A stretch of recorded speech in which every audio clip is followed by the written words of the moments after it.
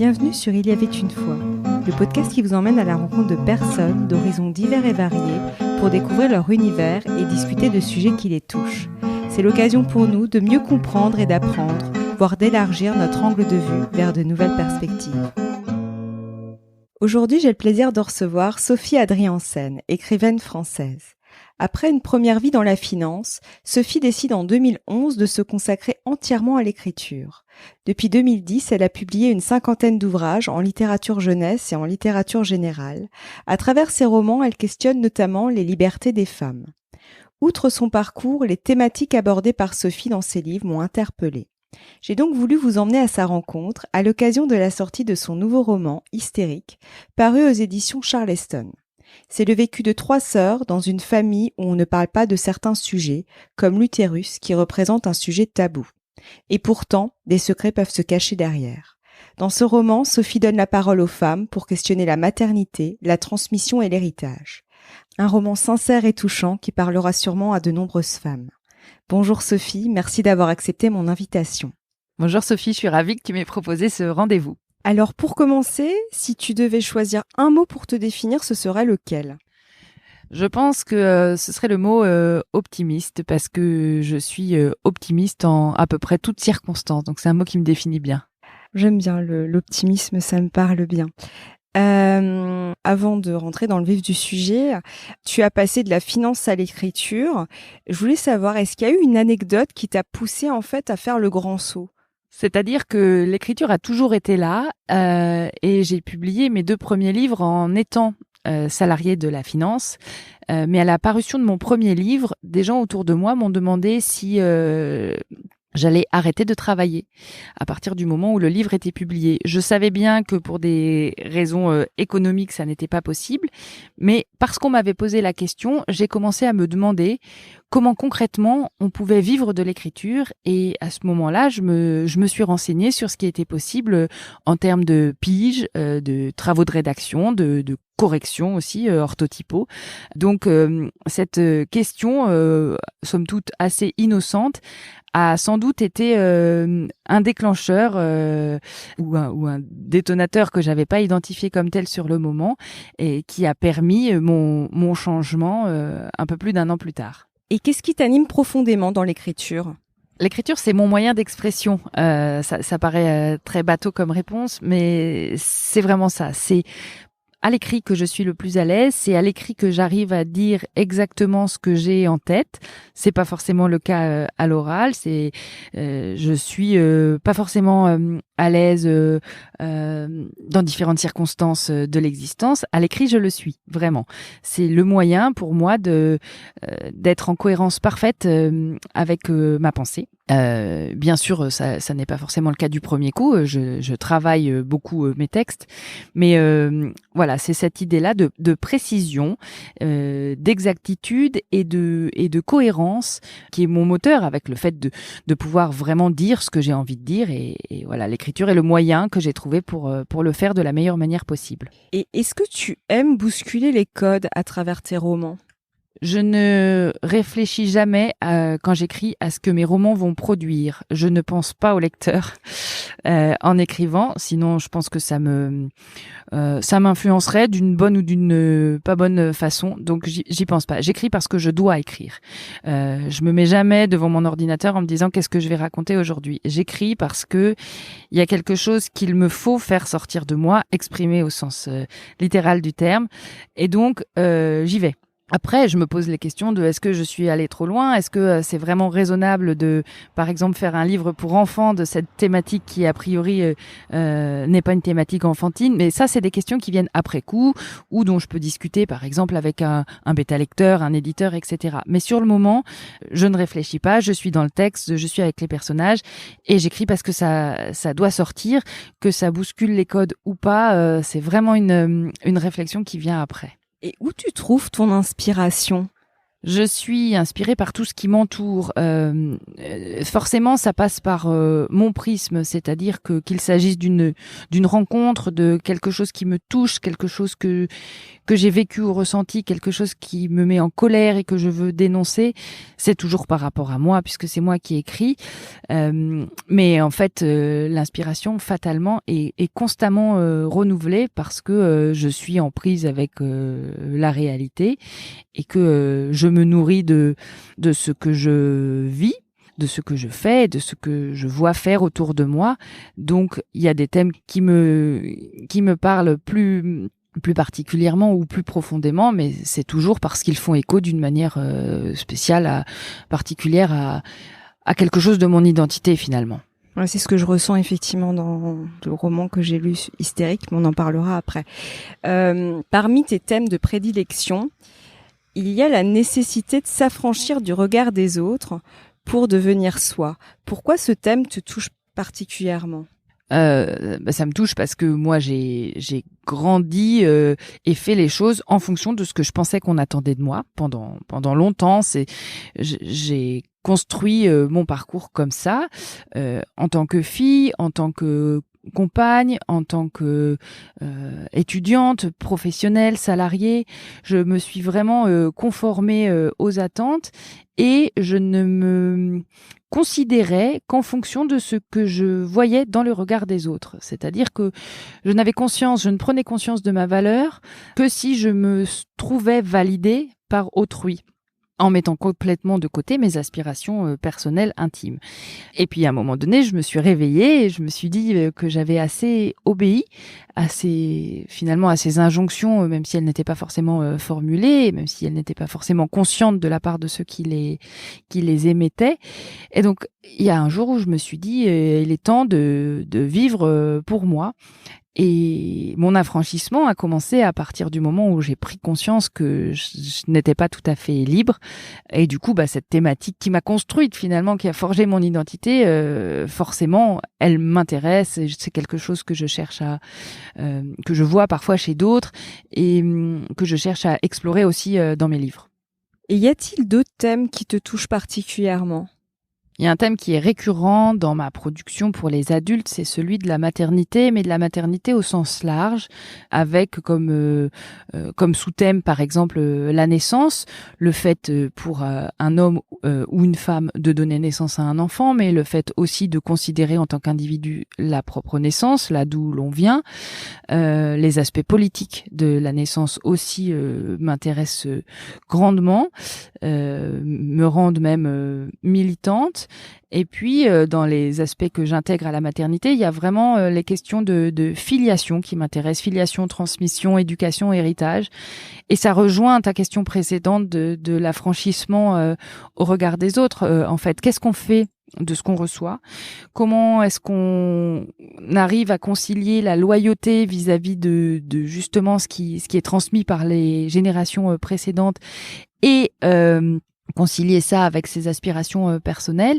Si on a des enfants, qu'est-ce qu'on transmet donc de façon descendante, sachant que je pense qu'il est difficile d'élever un enfant en faisant abstraction de la façon dont on a été élevé. Donc est-ce qu'on reproduit? Est-ce qu'on fait l'extrême inverse? Comment on compose? Voilà, tous ces sujets-là que je résumerai sous le terme de maternité, qui est pas forcément peut-être le plus exact, mais ces sous-thèmes-là forment une thématique générale qui m'intéressait beaucoup plus que ça, en fait, qui me passionne, qui me fascine et qui est l'encrier, en fait, de plusieurs de mes livres et de plusieurs encore à venir, je le sais. Oui, effectivement, tu as écrit un livre, je sais plus le titre exact, je suis désolée, mais sur la PMA notamment. Et justement, quand tu écris ces romans qui touchent de près ou de loin justement à ce thème global, la maternité, est-ce que tu t'inspires aussi de ton propre vécu ? Oui, bien sûr. Comme pour le reste, ça passe par mon par mon prisme, j'ai effectivement écrit un roman sur le désir d'enfant et la PMA qui s'appelle Le syndrome de la vitre étoilée. J'ai expérimenté moi la PMA pendant un temps et j'ai voulu conserver des choses de cette expérience, réfléchir par rapport à ça et par rapport à l'injonction globale de la société à se reproduire quand on est une femme trentenaire en couple. Donc c'est parce que j'avais ressenti ces injonctions-là et que j'étais passée par la PMA que j'ai écrit ce livre-là. Lorsque j'ai écrit Linnea Nigra aussi, je me suis nourrie de non seulement mon intérêt pour la question de la naissance depuis 15 ans, mais aussi par l'expérience, le fait d'avoir expérimenté dans ma chair la grossesse, l'accouchement, et d'allier à mes connaissances théorique mon ressenti de la question.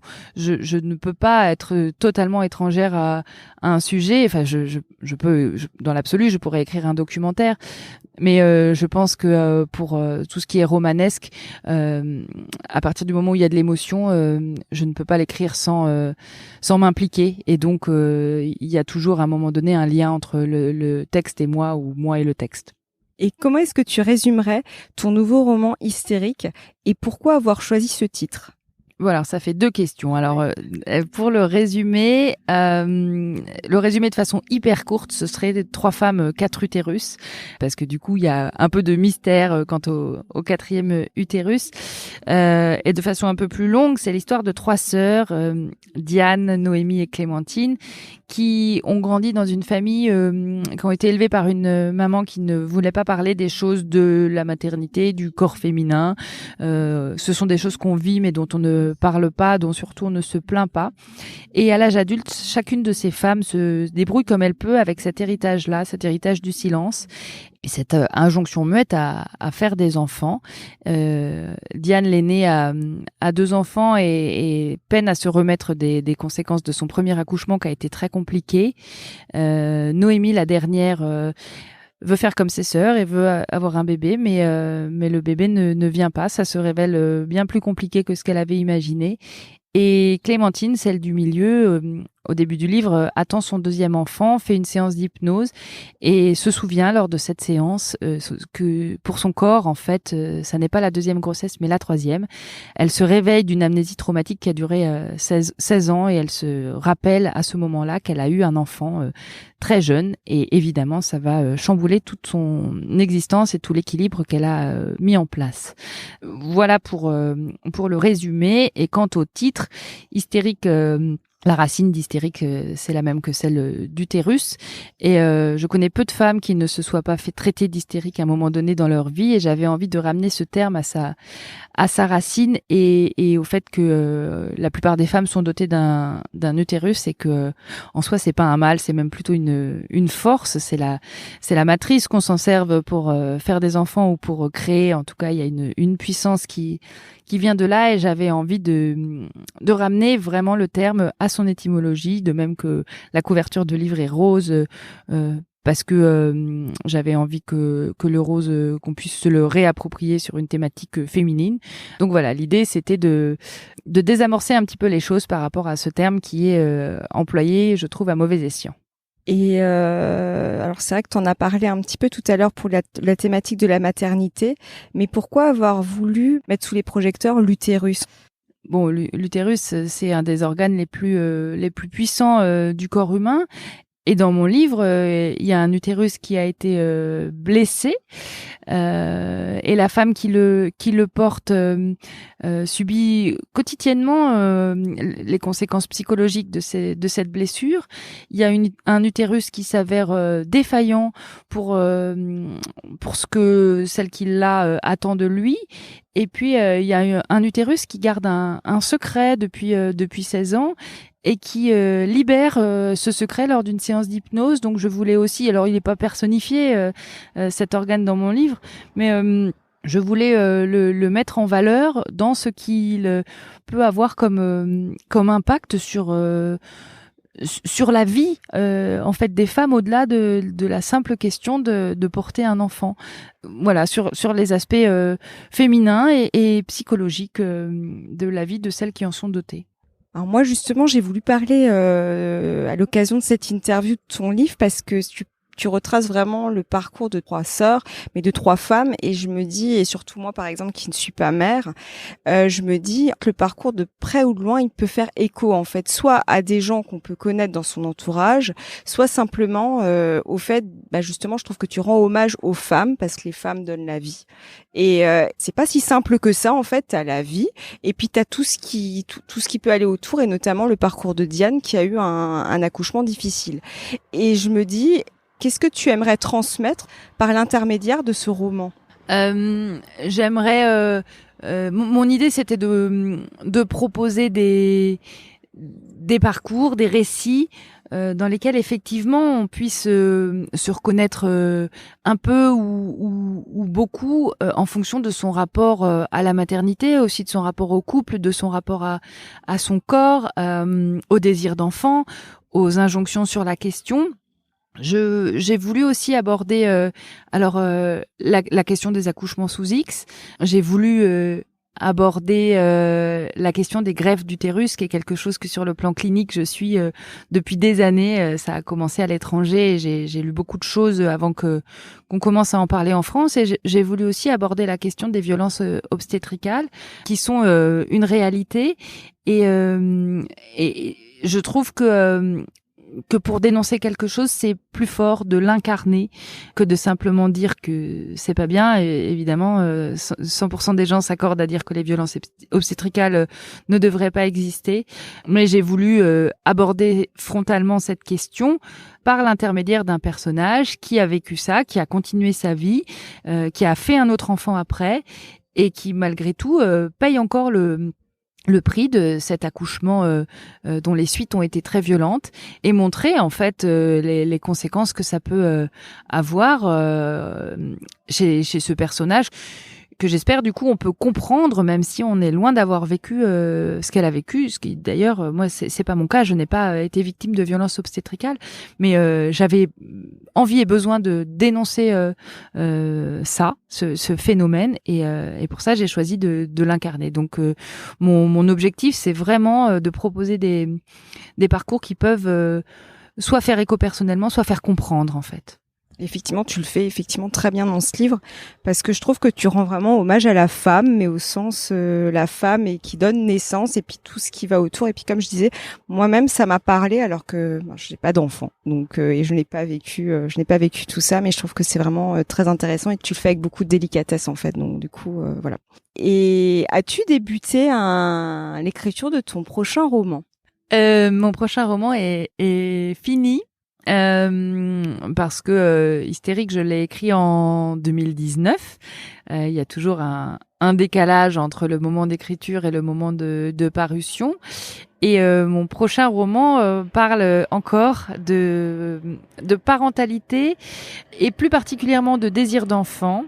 Et cette fois-ci, j'ai voulu, aux côtés du désir féminin d'enfant, que j'ai par ailleurs déjà abordé dans plusieurs livres, j'ai voulu m'intéresser au désir masculin d'enfant, qu'on connaît moins. Il n'y a pas les mêmes pressions à se reproduire sur les épaules des hommes, mais du coup on tend moins l'oreille aussi à la question du désir d'enfant quand il naît chez des hommes qui n'ont pas la possibilité de concrétiser ça. Et voilà, c'est de ça que traite mon prochain roman, qui je l'espère paraîtra l'année prochaine, avec un personnage féminin et un personnage masculin qui pourrait former un couple hétérosexuel idéal, un couple de parents idéaux, mais conçus en parallèle. On ne sait pas s'ils vont se rencontrer, et chacun exprime son désir de parentalité, et nous les suivons dans ce qu'ils mettent en œuvre pour y accéder. Et c'est justement ce que j'aime chez toi, c'est le fait tu traites des thèmes en fait, comme là le désir d'enfant de l'homme, et cette fois-ci pas de la femme.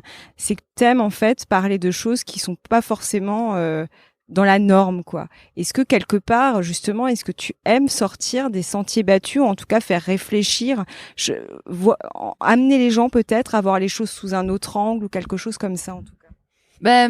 C'est pas conscientisé de cette façon-là. moi, j'ai dans ma vie rencontré des hommes qui m'ont parlé de leur désir d'enfant et parlé de leur impossibilité à l'assouvir.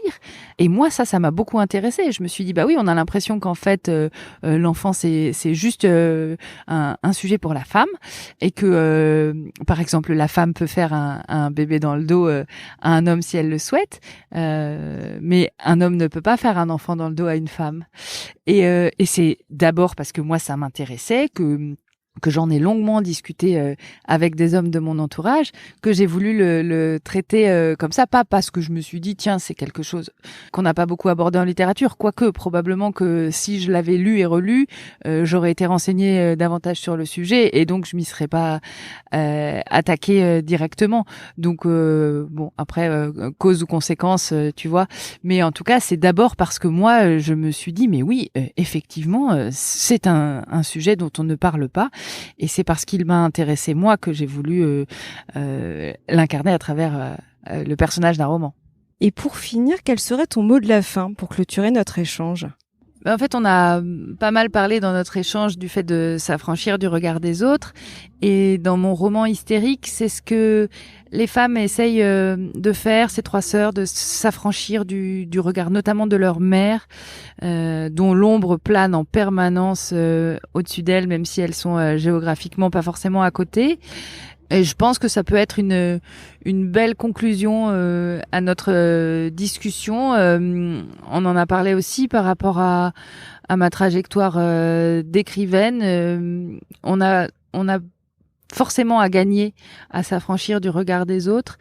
Ça demande un petit peu de travail sur soi pour arriver à identifier justement la façon dont on est perçu et déporter un petit peu le regard pour voir si ça correspond à nos aspirations personnelles. Mais au final, je ne connais que des gens qui vont mieux depuis qu'ils se sont affranchis du regard des autres et mes personnages dans Hystérique, elles vont mieux aussi quand elles arrivent à s'en défaire. Donc voilà, pour conclure, ce serait ça, je pense, mon mot de la fin. Affranchissons-nous, tentons de nous affranchir, en tout cas du regard des autres pour vivre au mieux ce que l'on doit vivre. Merci beaucoup, Sophie. Merci à toi.